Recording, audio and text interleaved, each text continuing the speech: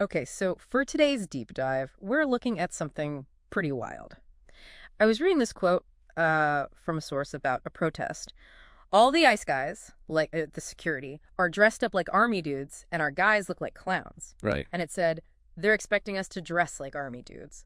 So it's this idea of using, well, clowning as a real strategy. Exactly. And there's actually a term for it, tactical frivolity. It's like, Yeah. when humor becomes a very deliberate tool for resistance. Tactical frivolity. Yeah, and it's not new. I mean, you can find roots way back in ancient Greece.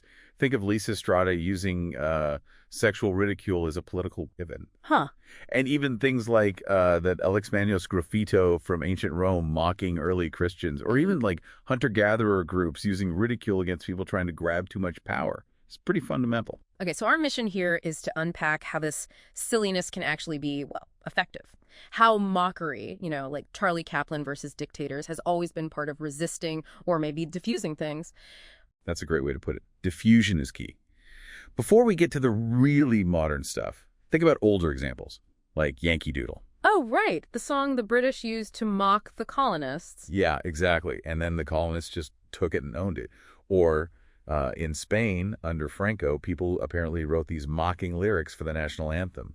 Quiet resistance, venting, maybe. So that kind of cultural mockery sets the stage, but you're saying there's a documented resurgence? Yeah. More strategic? Definitely.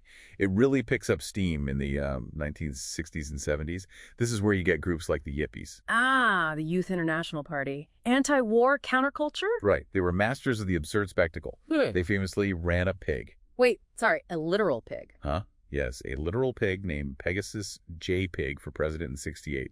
Pure political theater. Wow, okay. And they were the ones people called the Groucho Marxists after they tried to levitate the Pentagon. Levitate the Pentagon. Okay, that's performance art as protest, designed to make the establishment look utterly rigid, right? Precisely.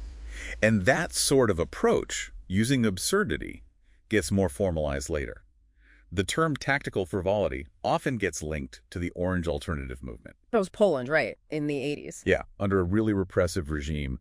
And their main thing was dressing up as, like, elves or dwarves. Elves and dwarves. Yep, and stating these huge sort of comedic happenings in public squares. So that's where it shifts from maybe just internal group morale or venting to having a real external impact. Exactly. Because think about it. How does a heavily armed police force respond to a crowd of people dressed as dwarves without looking completely foolish? Right, especially on the world stage. That absurdity must have drawn massive international attention. It did.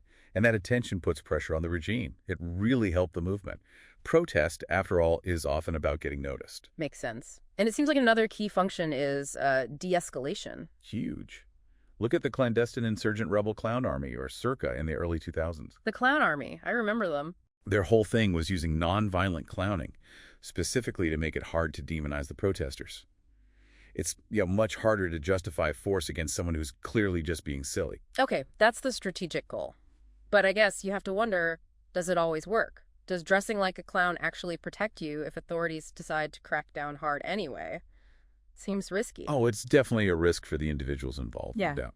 But the strategic gain is that psychological disruption. It throws off the expected script. And keeps the energy up for the protesters too, maybe. Yeah, sources mention that. It maintains participant energy, helps avoid burnout week after week, and consistently dissipates tension. We've seen it recently, too, people blockading buildings dressed as, like, orcas or giant Costco hot dogs. Orcas and hot dogs, seriously. Yep, singing pop songs like Hot to Go.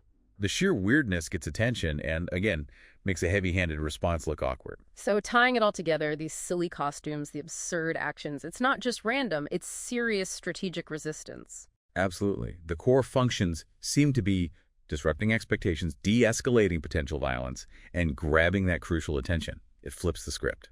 It reminds me of that quote from the poet Toy Derricott. One of our sources mentioned it. Joy is an act of resistance. That sums it up beautifully. So thinking about all this, it leaves us with a question for you, the listener. If tactical frivolity is so powerful because it dissipates tension and disrupts the expected dynamic, how can an authority figure legally or even just culturally respond effectively when they're face-to-face with a protester dressed as, I don't know, a giant inflatable frog? How does serious strategy really counter the completely absurd? Something to think about.